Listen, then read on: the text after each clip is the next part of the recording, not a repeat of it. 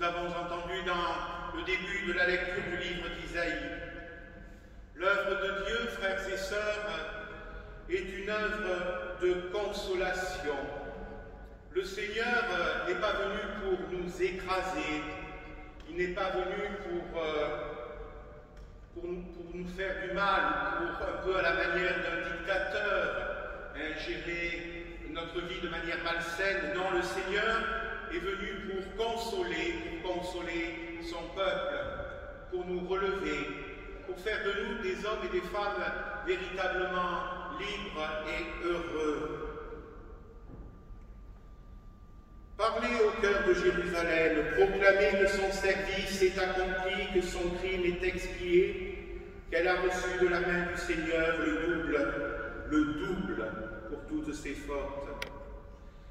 Oui, frères et sœurs, l'abondance du don de Dieu peut nous impressionner. Cette abondance du don de Dieu, malgré notre péché, peut-être même à cause de notre péché, dépasse tout ce que l'on peut imaginer de tendresse de Dieu, d'amour de Dieu. Alors que souvent, frères et sœurs, nous limitons la grandeur et la beauté de Dieu. Oui, je dis souvent, alors peut-être pas ici à Tournon, peut-être pas vous qui êtes ici, mais très honnêtement, je l'ai souvent vu dans l'Église et je le vois souvent, où on limite la puissance et la grandeur de Dieu. On dit, oui, Dieu est grand, oh là là, il est magnifique, tout ça, etc. Et en même temps, on espère acheter l'amour de Dieu, acheter son pardon. Parfois, on croit qu'on va gagner par nos propres forces, comme on dit, son paradis. Alors qu'on ne gagne, on n'a rien à gagner. On n'a rien à gagner avec Dieu, on n'a rien à acheter à Dieu, car tout nous est offert par Dieu. L'amour de Dieu est gratuit. Nous-mêmes, pour nos enfants, j'imagine que vous n'attendez pas de savoir si vos enfants vous aiment pour leur donner le meilleur, pour leur donner la meilleure école, la meilleure nourriture, les meilleurs vêtements, la meilleure éducation, la meilleure foi. Non, on donne tout de suite quand on aime.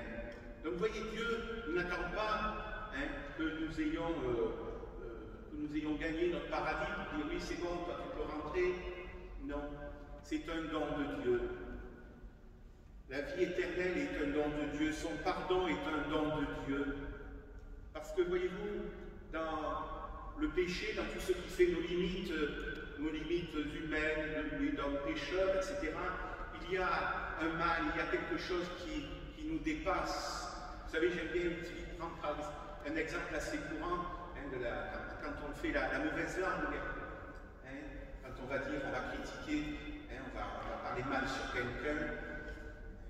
Eh bien, qu'est-ce qui se passe? Ce venin que nous avons lancé contre un frère ou une sœur, eh bien, on ne peut plus l'arrêter. Et parfois, cela est très grave. Vous savez que cela, parfois, peut aller presque... Oui, parfois, cela est allé jusqu'au suicide de personnes. Parce que, eh bien, on a fait courir des bruits sur eux. Et nous, chrétiens, nous ne sommes pas à part des autres hommes. À ce niveau-là, nous avons aussi notre part. Parfois, de mauvaises critiques. Oui, l'abondance du don de Dieu, alors que souvent nous limitons son amour, sa grandeur. Vous savez, c'est pas si évident que ça de pouvoir envisager que nous sommes des hommes et des femmes sauvés par Dieu, sauvés gratuitement par Dieu. C'est pas si évident que ça.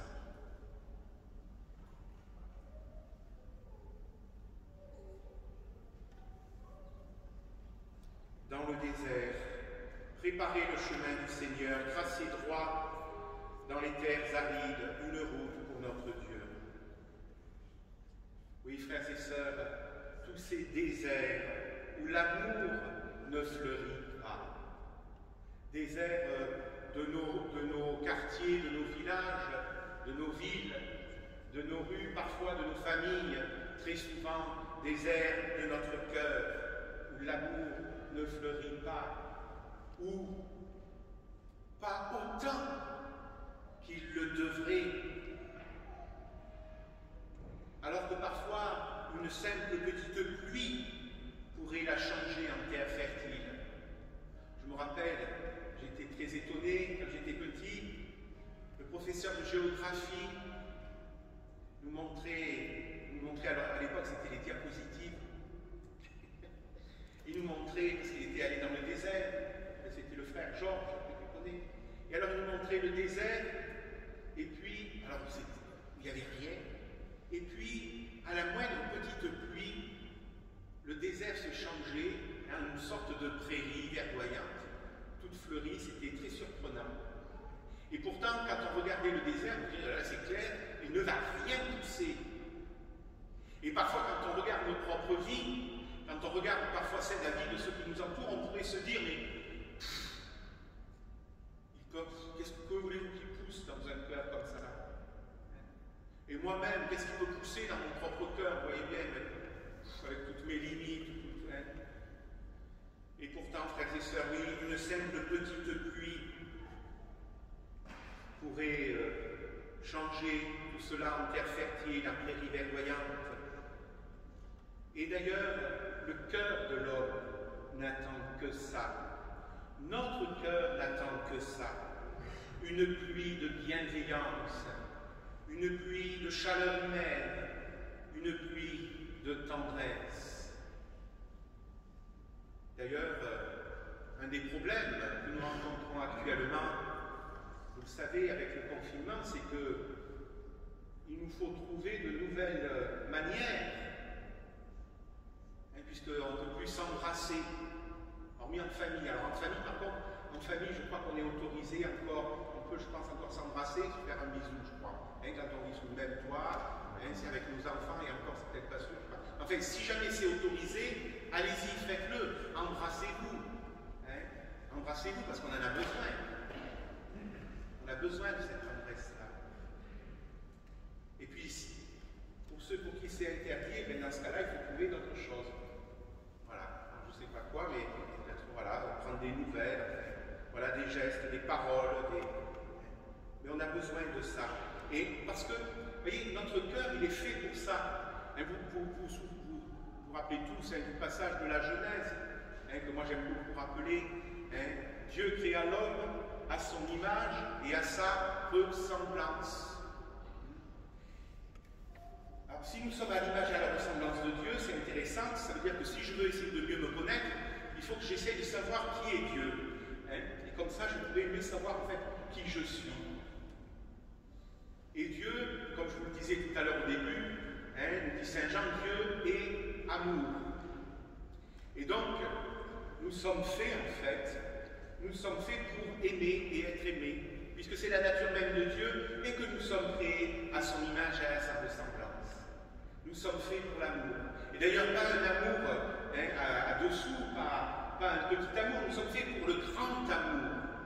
Et c'est d'ailleurs pourquoi, à terme, la seule personne, si je puis dire, oui, personne, qui puisse pleinement nous combler, c'est Dieu, à terme. Parce que c'est lui qui est l'amour infini, un amour sans limite. Et quand nous osons enlever nos masques, quand on veut bien arrêter de jouer au dur, quand on veut bien arrêter de jouer la comédie, quand on regarde nos cœurs, on voit bien que ce que l'on veut, c'est l'amour, et un amour à fond, plein, entier, éternel.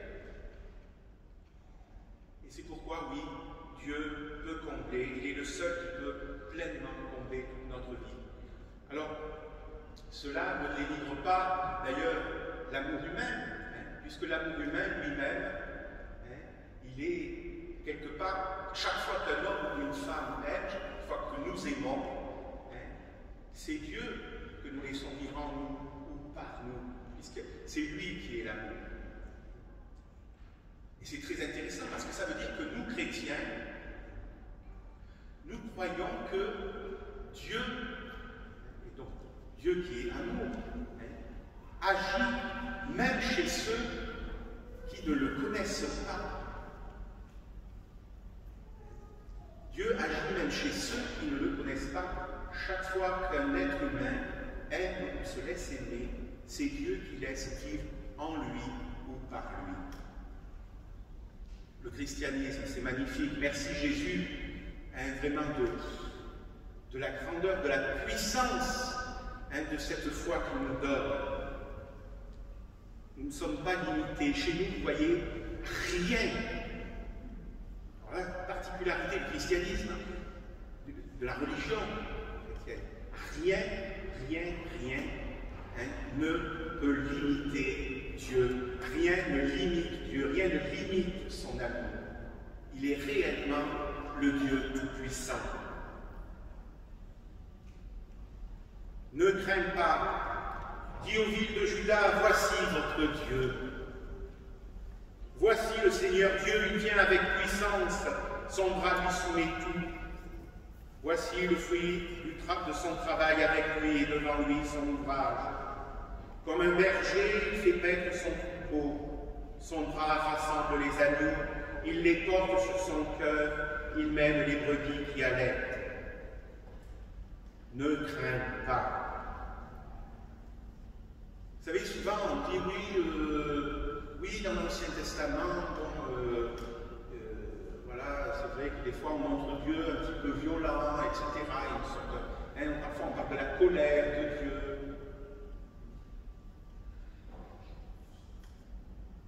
Est-ce que j'imagine que ça vous est arrivé d'aimer, d'être d'aimer. J'aime bien prendre l'exemple des parents parce que souvent c'est peut-être un des plus beaux exemples que nous avons. Mais quand on aime ses enfants et qu'on les voit se perdre, qu'on les voit souffrir, mais on est pris, oui, de colère. On veut imaginer celui ou celle que j'aime risque de se faire mal, et je suis en colère. Il en est pareil pour Dieu. Oui, Dieu aussi se laisse toucher par ce qui peut nous faire souffrir. Mais peut-être parfois la différence avec Dieu, ou avec nous, pardon, que fait Dieu? Et ça, c'est ce que va nous dire le Nouveau Testament. À terme, qu'est-ce que va faire Dieu?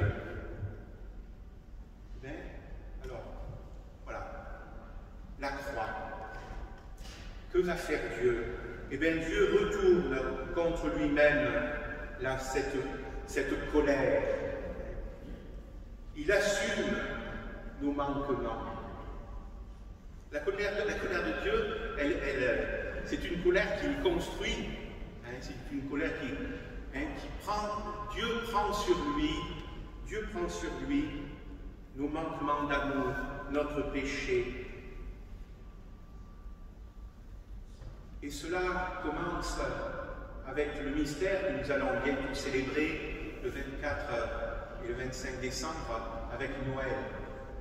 Dieu tout-puissant, notre Dieu, vous savez que Dieu est tout-puissant. Alors des fois, il y en a qui enlèvent le mot tout-puissant, parce que non, il est amour, il ne peut pas être tout-puissant, parce que ça n'empêche pas. Justement, Dieu, il est tout-puissant. Dieu, il est tout-puissant parce que, par amour, il est capable, lui, de se faire tout petit. Et vous savez pourquoi Dieu se fait tout petit? Pourquoi lui qui est tout-puissant, il se fait tout petit? Et cela commence avec le mystère de Noël. Il se fait tout petit pour que nous puissions le recevoir. Imaginez si Dieu venait à nous dans toute sa grandeur et sa splendeur, mais nous ne pourrions pas le recevoir. Et d'ailleurs, nous-mêmes, comment nous faisons avec nos enfants? Quand vous avez un tout petit comme ça, qu'est-ce que vous faites? Même parfois, on a l'air idiot. Parce que qu'est-ce qu'on fait? On fait « Et alors petit, et comment il va ?» On fait quoi? On s'abaisse, on se fait tout petit, et on simplifie même nos mots. On s'abaisse. C'est ce que fait Dieu. Par amour pour nous, il arrive jusqu'à vers nous pour nous écraser. Dieu s'abaisse pour que nous puissions le recevoir. Et donc, qu'est-ce que nous avons à faire lorsque nous sommes forts? Eh bien, nous aussi, nous avons, comme lui, à nous abaisser pour pouvoir être reçus. Et d'ailleurs, nous sommes vraiment forts, quelqu'un est vraiment fort, lorsqu'il est capable, comme Dieu, de se faire petit. Vous savez, généralement, d'ailleurs, la violence, quand on cherche à être violent, quand on cherche à écraser les autres, ce que font par exemple des dictateurs, c'est parce qu'en fait ce sont des êtres particulièrement complexés, ce sont des êtres particulièrement qui ont en eux une grande faiblesse, une grande peur. Mais lorsqu'on est vraiment grand, on n'a pas peur de s'abaisser devant un petit. Voilà. Oui, Jésus est vraiment un exemple pour nous, vous voyez. Et voilà. Et bien, comme lui, sachons nous faire petits, car c'est cela, être vraiment fort.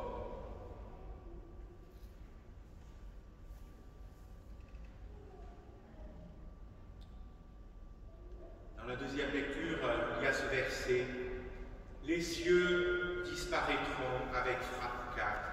Les éléments embrasés seront dissous de la terre. Avec tout ce on a fait ici-bas, ne pourra y échapper. Oui, frères et sœurs, tout est appelé un jour. Oui, le monde est appelé à disparaître. Et on sait d'ailleurs que le temps fait son œuvre. Petit à petit, les choses s'usent et disparaissent. C'est comme le dit un dicton très sage, d'ailleurs populaire. Quand on meurt, on n'emporte rien. C'est une illusion. Tout ce qu'on a amassé, on n'emporte rien.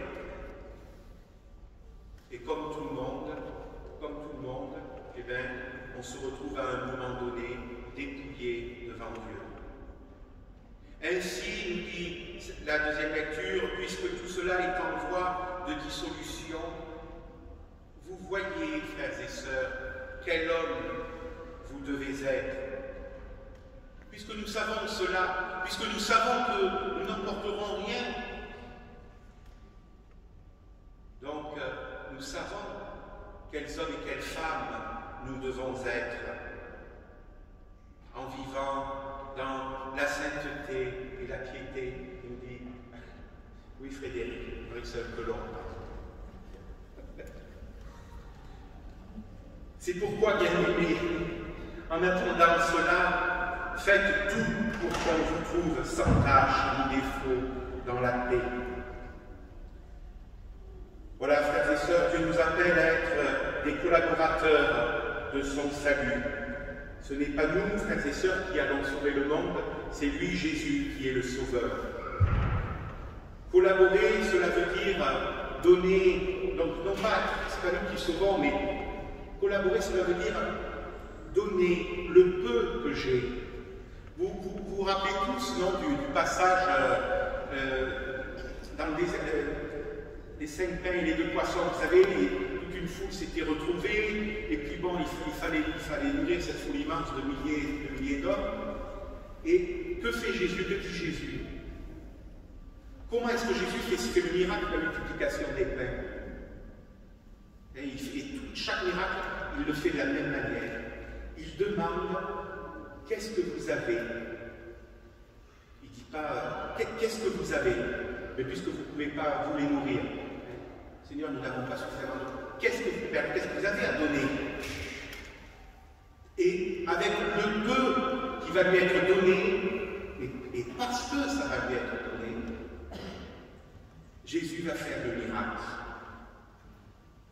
Alors peut-être pour nous aujourd'hui, c'est peut-être nous pourrions aussi partir avec ça. Qu'est-ce que qu'est-ce que nous avons à donner à Dieu. Et là, pas qu'un peu, pas qu'un petit bout, hein, parce que dans l'évangile des fameux 5 pains et poissons, hein, c'est le peu qu'on a, il est donné. Tout ce qu'on a est donné. Même si c'est peu, avec ça, Dieu peut faire un miracle. Qu'est-ce que moi je suis prêt à donner là? Voilà, frères et sœurs, c'est de cette espérance que nous avons témoigné dans le monde d'aujourd'hui. Tout cela commence, voyez, en donnant la première place au Christ dans notre vie. Il n'est pas possible hein, de l'annoncer aux autres si nous ne l'accueillons pas d'abord, ce Seigneur, en nous, et aussi avec nos frères et sœurs de la communauté paroissiale. Noël, c'est Jésus qui vient à nous, et vivre Noël, c'est d'abord accueillir cette venue du Sauveur dans notre propre vie, de le prendre pour exemple. Il est la source qui vient irriguer nos déserts. Il fait revivre ce que l'on croyait mort. Aujourd'hui, nous te prions, Seigneur, toi qui es le Sauveur et l'ami des hommes, donne-nous d'être les témoins de ton amour, en vivant de ton amour auprès de tous ceux et celles que tu mets sur notre route. Amen.